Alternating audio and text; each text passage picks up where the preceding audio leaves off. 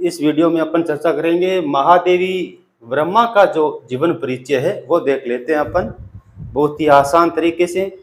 जन्मतिथि एक याद करते हैं, निधन की आवश्यकता नहीं है याद करने की। रचनाएं जो हैं वो एक ही सूत्र में, एक ही ट्रिक में सारी रचनाएं देख लेते हैं। तो जन्म जो है वो होगा 1907 ईस्वी में। स्थान हो जाएगा फर्रुखाबाद।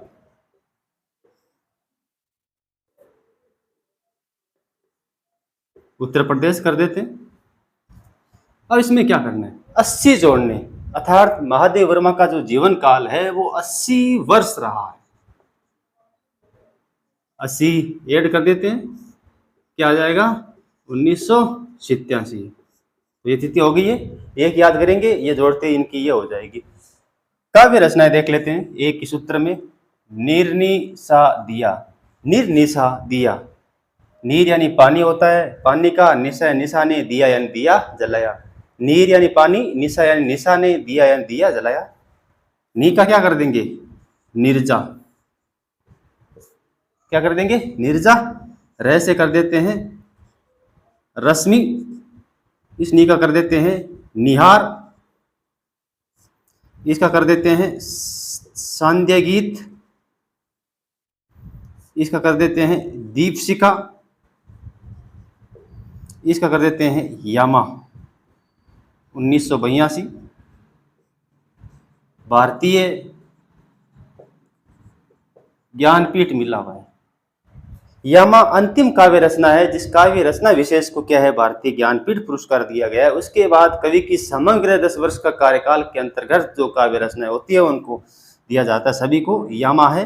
भारतीय ज्ञानपीठ पुरस्कार महादेवी वर्मा की किस रचना को दिया गया है, तो यामा को दिया गया है। अब महादेवी वर्मा को देखते हैं, दो चीजें आएगी अपने पास। आधुनिक युग की मीरा कहते हैं, क्या कहते हैं मीरा। अर्थात काल कौन सा हो जाएगा, छायावाद काल है। और छायावाद काल में आपके ध्यान में है सूक्ष्म का स्थूल के प्रति विद्रोह रहा है, तो आधुनिक की मीरा कहते हैं एक तो, और दूसरी क्या कहते हैं महादेवी वर्मा को छायावाद काल की शक्ति कहते हैं। पहले निराला के बारे में चर्चा हुई थी जिसे छायावाद काल का रुद्र कहते हैं, और पंत को विष्णु, जयशंकर प्रसाद को ब्रह्मा, और 4 स्तंभों में शामिल है, स्तंभों में, ये इनका क्या कह देंगे छायावाद काल की अपन शक्ति कह देंगे। तो ये थी इनकी वे काव्य रचनाएं जो एक सूत्र में थी। बाकी जो हैं इनके द्वारा लिखे गए संस्मरण या संस्मरणात्मक रेखा चित्र जो है उनमें अपन कर लेते हैं स्मृति की रेखाएं, स्मृति की रेखाएं। भक्तिन पाठ जो है वो उनके इस रचना से लिया गया है। इनका जो संस्मरणात्मक रेखा चित्र है, स्मृति की रेखाएं, यहीं से अपना भक्तिन लिया गया है। स्मृति की रेखाएं अतीत के चलचित्र, मेरा परिवार, मेरा बचपन, मेरे पथ के साथी जो कविगण है वो हो जाएंगे। संकल्पिता या फिर मान लीजिए भारतीय संस्कृति के स्वर जो हैं वो इनके निबंध माने जाएंगे। अब अपन एक व्यवस्थित तरीके से देख लेते हैं इनका जीवन परिचय।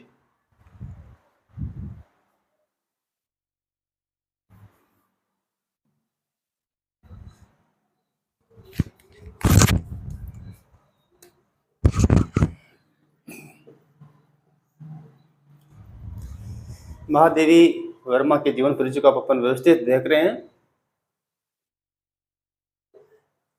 इसके लिए सर्वाधिक महत्वपूर्ण है महादेवी वर्मा का जन्म बता दिया गया 1907 में हुआ है। 1907 में महादेवी वर्मा का जन्म हुआ है।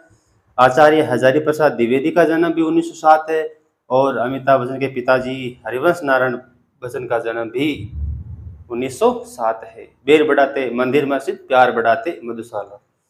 स्थान है फर्रुखाबाद उत्तर प्रदेश। इनको आधुनिक युग की मीरा और छायावाद काल की शक्ति कहा जाता है। ये दो चीजें हो जाएगी। और इन्होंने चांद जैसे पत्र का संपादन कार्य भी किया है। यामा काव्य संग्रह 1982 पर भारतीय ज्ञानपीठ पुरस्कार इनको दिया गया था। अब देख लेते हैं अपन काव्य रचनाएं जो है निहार, रश्मि, नीरजा, सांध्य गीत, दीपशिखा व यामा जैसे इनके द्वारा रचित काव्य संग्रह है जो अपने पहले एक सूत्र या ट्रिक, नीर निशा दिया, नीर यानी पानी का, निशा या निशा ने, दिया यानी दीपक जो जलाया है वो हो जाएगा। संस्मरणा रेखा चित्र में स्मृति की रेखाएं, अपना भक्तिन पाठ जो है इसी से लिया गया है। अतीत के चलचित्र, मेरे पथ के साथी, जो कवि लोग हैं, लेखक गण हैं, उनके साथी, और मेरा परिवार, ये हो जाएगा। निबंध संग्रह देख लीजिए, श्रृंखला की कड़ियां हैं, भारतीय संस्कृति के स्वर है, आपदा है और संकल्पिता आदि इनके निबंध संग्रह माने गए। आपका निधन 1987 में, मैंने पूर्व बता दिया है, कुछ ही नहीं करना है, एक ही चीज याद रख लेते हैं, 780 ऐड कर देते हैं, आ जाएगा 1987 में, इलाहाबाद में हुआ है।